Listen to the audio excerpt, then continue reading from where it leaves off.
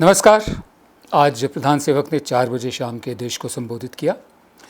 उम्मीदें तो बहुत थी इस संबोधन से, राष्ट्र के नाम जो संदेश उन्होंने दिया कि वो चीन पर बात करेंगे, उसके अलावा कोरोना पर क्या कोई नया ऐलान होगा या कोई नई नीति का ऐलान होगा। लेकिन उन्होंने जो ऐलान किए वो थे कि 80 करोड़ लोगों को सरकार अभी तक मुफ्त राशन मुहैया करवाती आ रही है, एडिशनल 5 किलो चावल या गेहूँ और अब 1 किलो चना भी मिला करेगा साथ में। और ये सुविधा जो है नवंबर तक जारी रहेगी, छठ के त्यौहार तक। अब छठ का त्यौहार जो है वो मुख्यतः बिहार में मनाया जाता है और बिहार में चुनाव भी है। तो हम सोच सकते हैं और उम्मीद कर सकते हैं कि जब छठ का त्यौहार होगा तो पटना में गंगा जी के किनारे एक राष्ट्रीय उत्सव का इवेंट का आयोजन किया जाएगा, क्योंकि इलेक्शंस है वहाँ पर। बहरहाल जो ये ऐसे ऐलान होते हैं कि 5 किलो चावल या गेहूँ, 1 किलो चना, ऐसे ऐलान करने के लिए क्या मैं प्रधान सेवक खुद चाहिए टेलीविज़न पर?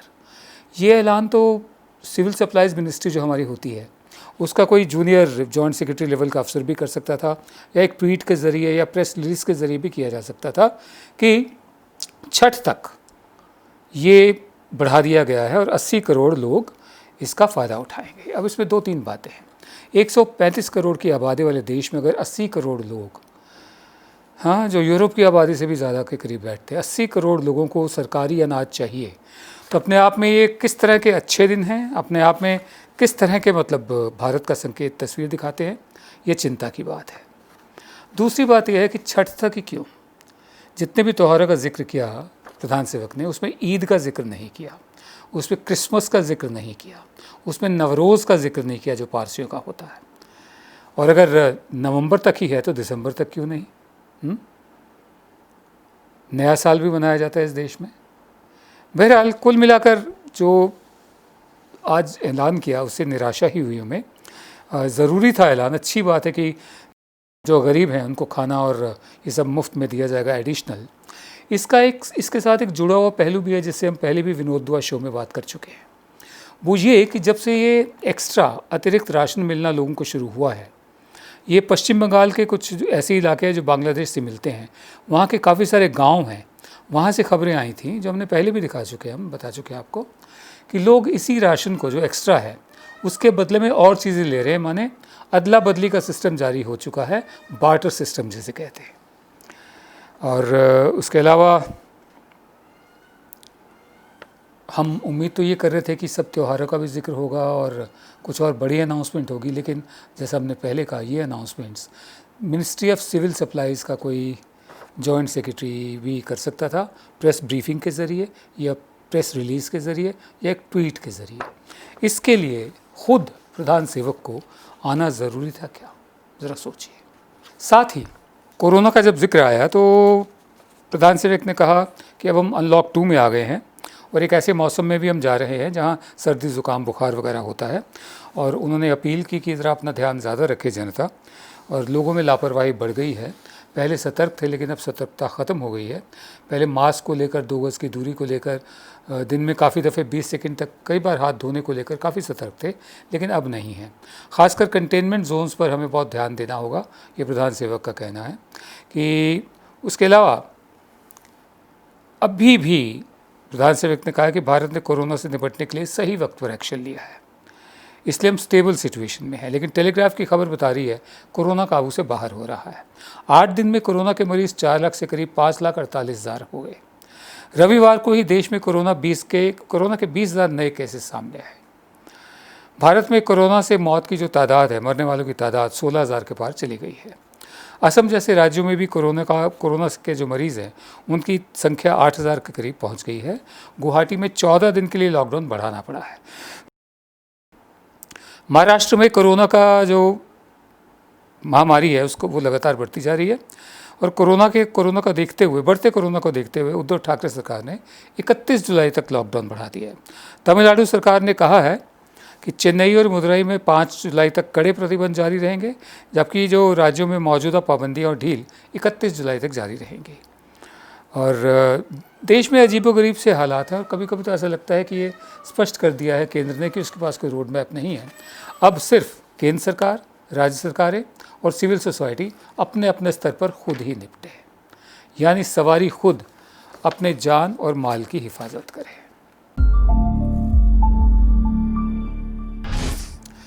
गिलानी ने 5 अगस्त को आर्टिकल 370 और 35A को हटाने के मोदी सरकार के फैसले की आलोचना की। उन्होंने कहा कि ये कदम कश्मीर को एक और फिलिस्तीन बना देगा। इस्तीफे के दौरान अपनी चिट्ठी में जो उन्होंने कहा है वो ये है कि इन view of the current state of Hurriyat conference I am announcing my complete dissociation from the forum. जो हुर्रियत कॉन्फ्रेंस की मौजूदा शक्ल है और जो मौजूदा हालात हैं उसको जहन में रखते हुए मैं अपने आप को हुर्रियत कॉन्फ्रेंस के लिए पूरी तरह से अलग कर रहा हूँ। ये एक ऑडियो मैसेज उन्होंने दिया था, 47 सेकंड की क्लिप थी। मैंने एक चिट्ठी भेज दी है, हुर्रियत के जितने भी और मंच हैं उन सबको चिट्ठी भेज दी है। इस चिट्ठी में गिलानी ने जो पाकिस्तान में हुर्रियत के लोग हैं उनकी जो लीडरशिप है उस पर लाल फीताशाही, उसके अलावा परिवारवाद, कुनबा परस्ती का आरोप भी लगाया है। और पाकिस्तान का जो पाकिस्तानी कब्ज़े में जो हमारा कश्मीर है उसको लेकर गिलानी का कहना है कि उसकी जो सरपरस्ती, उसके जो नेता हैं हुर्रियत के, वो सिर्फ रिप्रेजेंटेशनल कैरेक्टर है, वो सिर्फ नुमाइंदे हैं, टोकन है, सिर्फ नाम है और उनके पास इतनी ताकत भी नहीं है कि वो अपने स्तर पर कोई फैसला भी कर सके। आगे गिलानी लिखते हैं कि in the past 2 years lot of complaints have been received. पिछले 2 साल में मेरे पास बहुत सी शिकायतें आई हैं पाक ऑक्यूपाइड कश्मीर का जो चैप्टर है हुर्रियत कॉन्फ्रेंस का, उसमें जवाबदेही को लेकर। तो तो जो मैंने उस पर एक्शन लिया तो आप लोग, वो पाकिस्तानी जो कब्ज़े में कश्मीर है उसकी हुर्रियत के नेताओं को कह रहे हैं, आप लोगों ने इसे अपनी बेइज्जती समझा और अपने आप से ही मीटिंग बुलानी शुरू कर दी, मुझे बिल्कुल बाहर ही रखा गया। तो इसलिए अली शाह ने, गिलानी ने ख़ुद को अलग कर लिया है।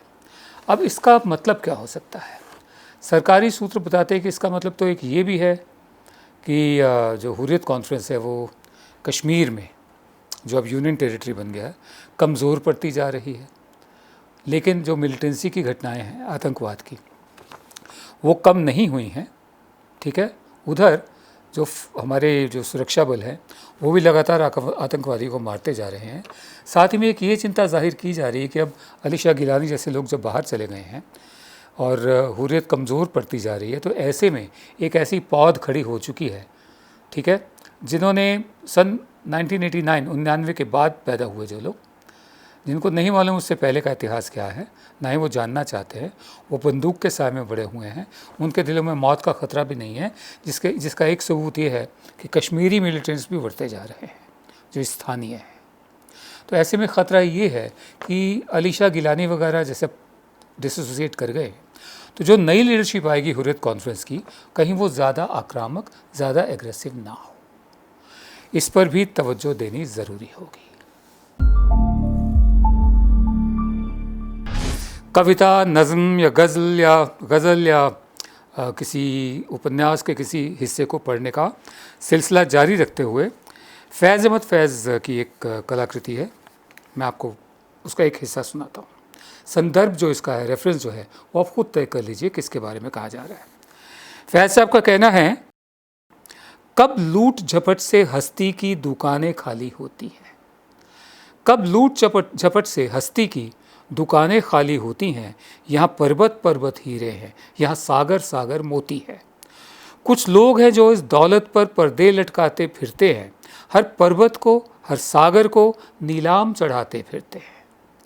कुछ वो भी हैं जो लड़ भिड़ कर ये पर्दे नोच गिराते हैं, हस्ती के उठाई गिरों की हर चाल उलझाए जाते हैं।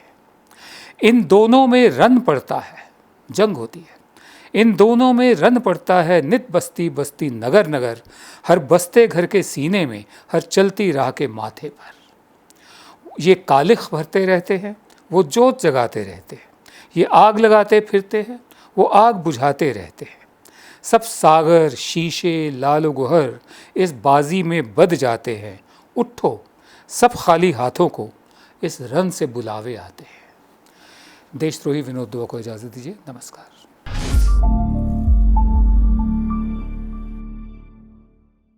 अब खबरें पाइए सबसे पहले हमारे मोबाइल न्यूज एप्लीकेशन पर।